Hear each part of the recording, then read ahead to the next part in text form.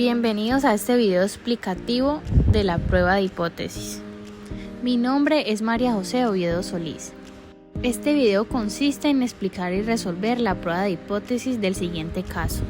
El gerente de una cooperativa de ahorro y vivienda estima que el promedio de ahorro por cliente en un mes es de 528.000, con una desviación típica de 222.975. Seleccionan una muestra de 63 clientes, arrojando que el valor promedio de ahorro es de 527.600. Utilizando un nivel de significancia del 10%, ¿se puede determinar que su estimativo de ahorro es inferior? Para poder resolver el taller de hipótesis, lo primero que tenemos que hacer es interpretar los datos que nos da el texto. Los datos de antecedentes son: el enunciado nos dice que el gerente estima que en promedio de ahorro por cliente en un mes es de 52.800. Este dato cuenta como antecedente porque debe de haber un documento donde esté esa información.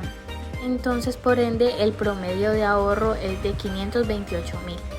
El enunciado también nos dice: el promedio de ahorro por cliente en un mes es de 528.000 con una desviación típica de 222.975. O sea, el enunciado nos está dando la desviación típica. Pero en este caso nosotros la llamamos desviación poblacional, ya que sale del antecedente, ya que estos son los datos que tiene el gerente. Continuamos con los nuevos datos a partir de la muestra. En el enunciado dice que se selecciona una muestra de 63 clientes, porque fueron el número de personas que se seleccionaron para la muestra. Entonces, la muestra es en total 63. Continuando con la interpretación del enunciado, dice que aparte de seleccionar la muestra de 63 clientes, el valor promedio que arrojó de ahorro es de 527.600. Por ende, en promedio va 527.600. Y por último, el enunciado nos dice que utilizó un nivel de significancia del 10%. En significancia ponemos el 10% que es con el que se va a trabajar. Al reunir todos los datos tenemos que el promedio es de 528.000. La desviación poblacional es de 222.975. El promedio de la muestra es de 527.600. El nivel de significancia es el 10% y la muestra 63. Luego se identifica la palabra clave, que en este caso es inferior, ya que en el enunciado en la parte final del texto dice: ¿se puede determinar que su estimativo de ahorro es inferior? Entonces, por eso la palabra clave es inferior. Al hallar la palabra clave, que es inferior, la regla nos dice que es una hipótesis unilateral izquierda. Caso contrario sería si el enunciado al final dijera superior, mayor o más. Entonces ahí sería una hipótesis unilateral derecha. O si el enunciado dijera no es igual, no se parece, no existe, sería una hipótesis bilateral. El siguiente paso sería definir la hipótesis. Existen dos hipótesis, la hipótesis nula y la hipótesis alterna. La hipótesis nula, representada por la HO, está formulada por el antecedente, por los datos pasados. En cambio, la hipótesis alterna, representada por HI o H1, está formulada por lo que se quiere demostrar. En la hipótesis nula es 528.000 pesos porque es el antecedente. Y como en la hipótesis alterna, lo que se quiere demostrar es que el estimativo de ahorro es menor de 528.000 pesos, se representa con el signo menor. Paso número 3, herramienta de trabajo. Tabla de distribución normal. Esta se utiliza cuando en el enunciado se tiene la desviación poblacional. La muestra puede ser mayor que 30, menor que 30, igual que 30. Si no se tiene el dato de la desviación poblacional, no se puede aplicar esta herramienta de trabajo, que sería la tabla de distribución normal. Tabla TD-Student. Esta se utiliza cuando en el enunciado dan el dato de la desviación muestral y la muestra es menor a 30. De no cumplir con estos dos requisitos, entonces no se podría aplicar la tabla TD-Student.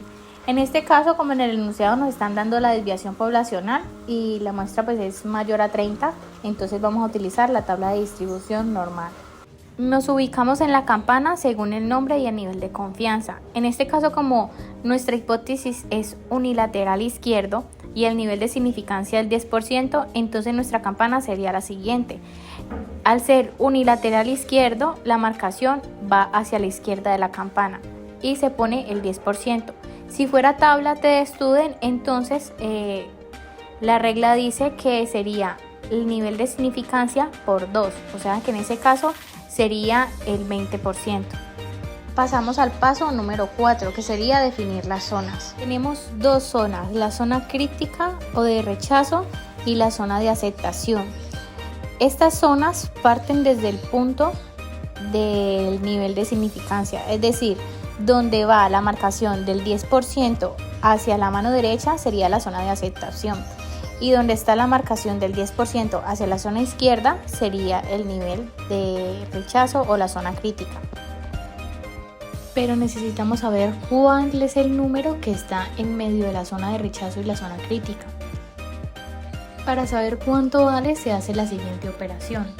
0,5, que es lo que vale la mitad de la campana, menos el 10%, y el resultado se busca en la tabla de distribución de frecuencia. 0,5 menos 0,10, que es el 10%, da igual 0,40. Nos ubicamos en el área y buscamos el 0,40 y eso nos va a dar que Z vale 1282. Eso equivale al punto que se encuentra en medio de la zona de rechazo y la zona de aceptación. Ahora nos ubicamos en la campana y ponemos el dato que acabamos de obtener. Y el número da negativo, ya que se encuentra al lado izquierdo de la mitad de la campana, donde la mitad de la campana equivale a 0 y todos los datos hacia la izquierda serían negativo y todos los datos hacia la derecha serían positivo. Paso número 5 sería determinar la fórmula. En este punto tenemos que si la hipótesis se hace con una tabla de distribución normal, la fórmula sería la siguiente. Z es igual a la media muestral menos la media poblacional dividido la desviación poblacional sobre la raíz cuadrada de la muestra. O si la hipótesis se está resolviendo con una tabla de Student, la fórmula sería la siguiente. T es igual a la media muestral menos la media poblacional dividido la desviación sobre la raíz cuadrada de la muestra. En este caso, como estamos trabajando con una tabla de distribución normal, la fórmula que utilizaríamos sería la primera. Reemplazamos los datos donde Z es igual a la media muestral, serían 527.600, menos la media poblacional, que serían 528.000, dividido la desviación poblacional, que serían 222.975, sobre la raíz cuadrada de la muestra, que sería 63. Esto nos da como resultado menos 0,014 y se ubica ese número en la campana. Paso número 6, aceptación de la hipótesis. Como el resultado que dio al resolver la fórmula se ubica en la zona de aceptación de la campana, entonces se acepta la hipótesis nula y se rechaza la hipótesis alterna. Nos dirigimos al paso número 2 y aceptamos la hipótesis nula.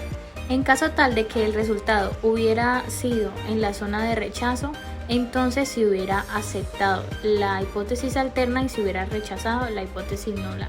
Y por último tenemos el paso 7, que son las conclusiones. La conclusión de esta hipótesis es que, teniendo en cuenta que es una prueba que presenta normalidad en los datos y es paramétrica, se establece que el estimado de ahorro que dice el gerente no es inferior, puesto que con el nivel de significancia del 10% se demuestra que el ahorro sí es de 528.000. Y eso sería todo el video explicativo de la prueba de hipótesis. Muchas gracias.